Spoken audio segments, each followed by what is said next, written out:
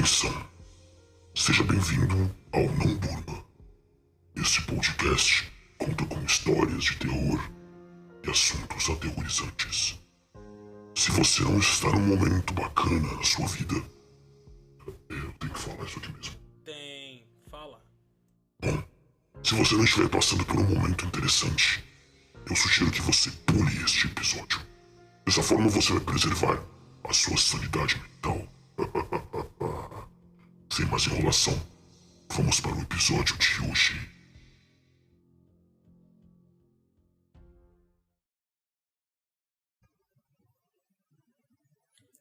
Boa noite, pessoal, tudo bem? Tá começando mais um Não Durma. Eu sou o Luiz e eu vou ser o host de vocês aqui essa noite. Só isso mesmo.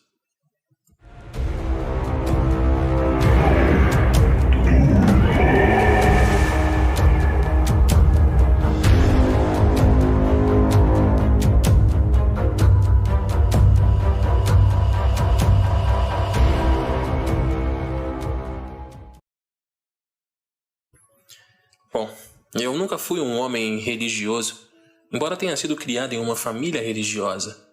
Nunca usei drogas, bati na minha esposa ou matei alguém. A maioria das pessoas teria me descrito como um ser humano decente. Acho que sim, porque quando tive uma experiência de quase morte há muitos anos, eu fui para o céu. Não é um lugar para onde eu queira voltar, eu posso afirmar isso. Foi há cerca de 30 anos. Eu estava na cidade com a minha futura esposa e um motorista bêbado nos bateu forte. Desviamos e batemos em uma árvore. Pessoalmente, não me lembro da próxima parte porque fiquei inconsciente, mas me disseram que eu fui jogado para fora do para-brisa do carro e caí a vários metros de distância do local do acidente. A próxima coisa que me lembro foi de acordar e ver apenas escuridão. Eu podia me ouvir gritando, apenas para ser respondido pelos ecos dos meus gritos. Eu poderia dizer que os meus olhos estavam abertos, mas não havia nada ali, além de escuridão infinita. Parei de entrar em pânico por um momento e lembrei que sofria algum tipo de acidente. Eu sabia que naquele momento eu estava morto e que não havia nada agora além do esquecimento. Eu estava errado, é claro.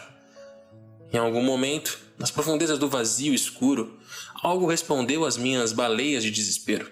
Um coro desumano de gritos e gemidos explodiu em algum lugar distante e foi ficando lentamente mais alto, mais perto de mim. Corri, mas eu não sabia se ia a lugar algum. Tudo o que eu fiz para tentar fugir parecia infrutífero, até que um pequeno ponto de luz apareceu bem ao longe. Quanto mais rápido eu corria, maior ficava, até parecer uma porta brilhante. A luz que emanava dele me permitiu ver o meu corpo mais uma vez. Porém, não ousei olhar para trás e ver o que me perseguia naquele escuro. O som, talvez de milhões de coisas profanas, pareciam estar bem em cima de mim. De alguma forma, consegui fugir. Bom, eu fugi de tudo aquilo que estava me perseguindo e eu escapei por aquela porta de luz. O que eu vi me fez sentir como se eu estivesse mais seguro no vazio. Diante de mim estava um portão destruído e além dele uma cidade em chamas. A sua arquitetura é algo que meu cérebro ainda não conseguiu decifrar e, no seu auge, deve ter sido uma visão que deixaria qualquer um sem fôlego. Mas agora, as ruas da cidade estavam pintadas de vermelho de sangue e repletas de cadáveres. Os corpos que ainda estavam completos tinham um lindo par de asas presas às costas. Era óbvio para mim agora. Por mais descrente que eu estivesse, que eu estava no céu e que algo havia dado terrivelmente errado. O que aconteceu com o céu e o que poderia ter causado tanta destruição e matança? E o mais importante, onde estava Deus? Como que para responder a todas as minhas perguntas persistentes, um coro familiar de gritos e sons profanos explodiu ao meu redor. Eu entrei em pânico e corri o mais rápido que pude para uma grande estrutura que lembrava um palácio ao longe. A cada passo que dava, podia ouvir como um novo grito se juntava aos uivos atrás de mim. O que quer que fosse, sabiam que nem tudo estava morto aqui, agora. Ao chegar aos degraus do palácio, eu rastejei desesperadamente até a entrada, apenas para ser saudado por duas enormes portas fechadas. Por favor, alguém! Abra essa porta! As portas permaneceram fechadas e eu podia ouvir gritos e gemidos se aproximando ao meu redor. Comecei a orar enquanto esperava pelo inevitável, e assim, como eu havia perdido toda a esperança de salvação, uma das portas se abriu ligeiramente, o suficiente para eu me espremer para dentro das portas do palácio. Obrigado, eu não sei o que teria acontecido comigo se você não tivesse respondido. Uma vez lá dentro, um homem trancou a porta atrás de mim. Ele tinha olhos muito cansados, olhos que você encontraria em um homem que viu horrores que poucos tiveram a infelicidade de testemunhar na vida. Precisamos nos mover. Essas portas não vão mantê-los do lado de fora por muito tempo. O homem fez sinal para que eu o seguisse quando as coisas do outro lado das portas começaram a bater com força nelas. Segui o homem mais fundo no palácio até chegarmos a uma fantástica sala do trono onde o homem parecia estar morando. Ele selou a porta de entrada atrás de nós. Desta vez eu percebi que ele tirou algo de uma bolsa que carregava e colocou-a sobre a porta. Tentei obter alguma resposta dele. Você pode me dizer o que está acontecendo? Que diabos eram aquelas coisas? Perguntei a ele, esperando que ele não estivesse tão desinformado quanto eu. Eles surgiram do nada. Um dia eu estava cumprimentando almas em nosso reino, então as grandes trombetas da guerra soaram. Antes que alguém pudesse reagir, fomos invadidos por criaturas sombrias. Quando os arcanjos caíram, foi um massacre. Havia rumores de que essas criaturas eram primordiais, tão antigas ou mais antigas do que Deus. Seja qual for o caso, elas eventualmente superaram nossas defesas e conseguiram o que queriam com todos, incluindo o nosso Senhor. O homem apontou para o trono no meio da sala. Ali estava um esqueleto sem várias costelas. Isso é Deus. Não pode ser. Uma sensação de medo e pânico avassaladores tomou conta de mim em ondas.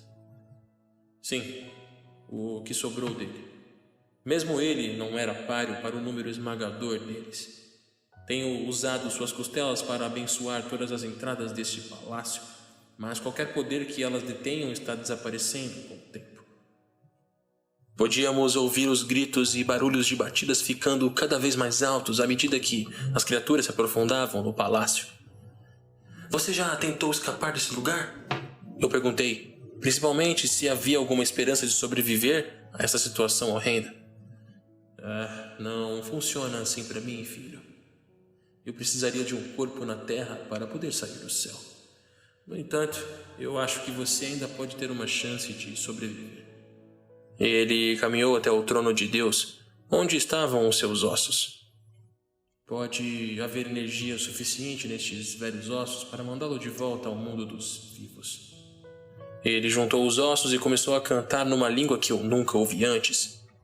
Enquanto ele trabalhava em seu feitiço, pude ouvi-los tentando arrombar as portas do lado de fora do nosso quarto.